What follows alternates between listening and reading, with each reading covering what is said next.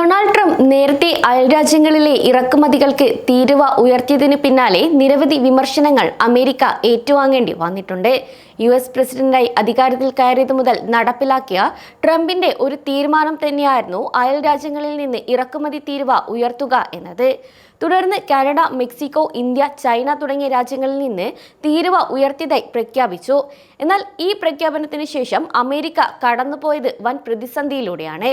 കാരണം ട്രംപിന്റെ നടപടികൾക്ക് ഉചിതമായ ഒരു മറുപടി അയൽ രാജ്യങ്ങൾ നൽകിക്കഴിഞ്ഞിരുന്നു.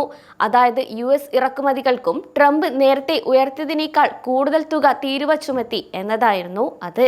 ഇത് ട്രംപിനുള്ള ഒരു പ്രതികാര നടപടി കൂടിയായിരുന്നു. വൻ പ്രതിസന്ധിയെ മറികടന്ന അമേരിക്ക ഇപ്പോൾ കാനഡയുടെ ലോഹങ്ങൾക്ക് മേൽ തീരുവ 50% നീക്കങ്ങൾ നിർത്തിവെച്ചു. ഈ ഒരു വാർത്തയാണ് ഇപ്പോൾ പുറത്തു വരുന്നത്.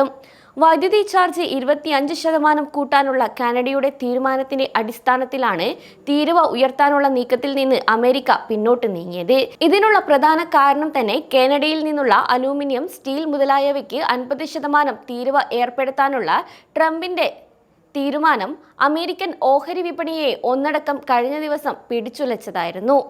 ഇതിന് പിന്നാലെയാണ് അമേരിക്കയുടെ ഈ ഒരു പിന്മാറ്റവും.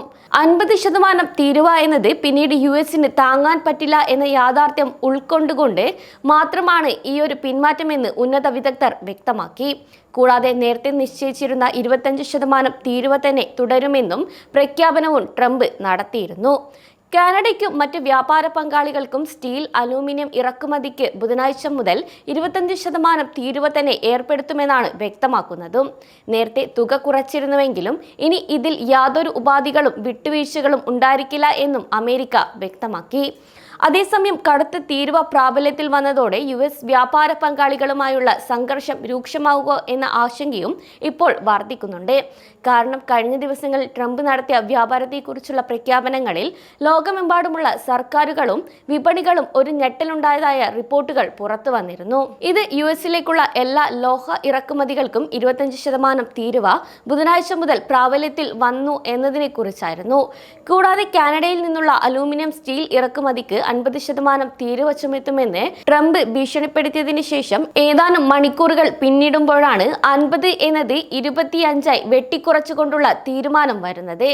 കാനഡയിലെ ഒന്റോറിയോ പ്രവിശ്യ ചില US സംസ്ഥാനങ്ങളിലേക്കുള്ള വൈദ്യുതി കയറ്റുമതിയിൽ സർചാർജ് താൽക്കാലികമായി നിർത്തിവെക്കാൻ സമ്മതിച്ചതിനെ തുടർന്ന് താരിഫ് ചുമത്തില്ലെന്ന് ട്രംപിന്റെ മുതിർന്ന സാമ്പത്തിക വിദഗ്ധൻ വ്യക്തമാക്കിയിരുന്നു.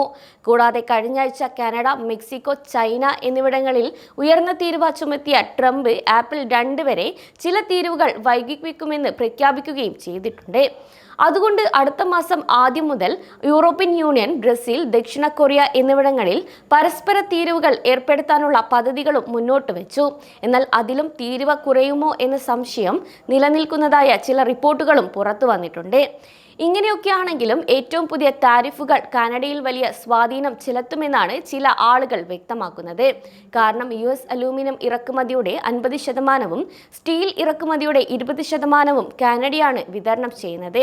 എന്നാൽ തുടർച്ചയായ വ്യാപാര ആക്രമണങ്ങൾ നടക്കുന്നതിനൊപ്പം തന്നെ രാജ്യം പിടിച്ചെടുക്കുമെന്ന് ആവർത്തിച്ചുകൊണ്ടുള്ള ട്രംപിന്റെ US-കാനഡ ബന്ധം പ്രതിസന്ധിയിലാക്കിയെന്നും ചിലർ അഭിപ്രായപ്പെടുന്നു. അതേസമയം നിരവധി കനേഡിയന്മാർ US ഉൽപ്പന്നങ്ങൾ ബഹിഷ്കരിക്കുകയും അമേരിക്കയെ സാമ്പത്തികമായി ആശ്രയിക്കുന്നത് കുറയ്ക്കാൻ സർക്കാരിനോട് ആവശ്യപ്പെടുകയും ചെയ്യുന്നുണ്ട്.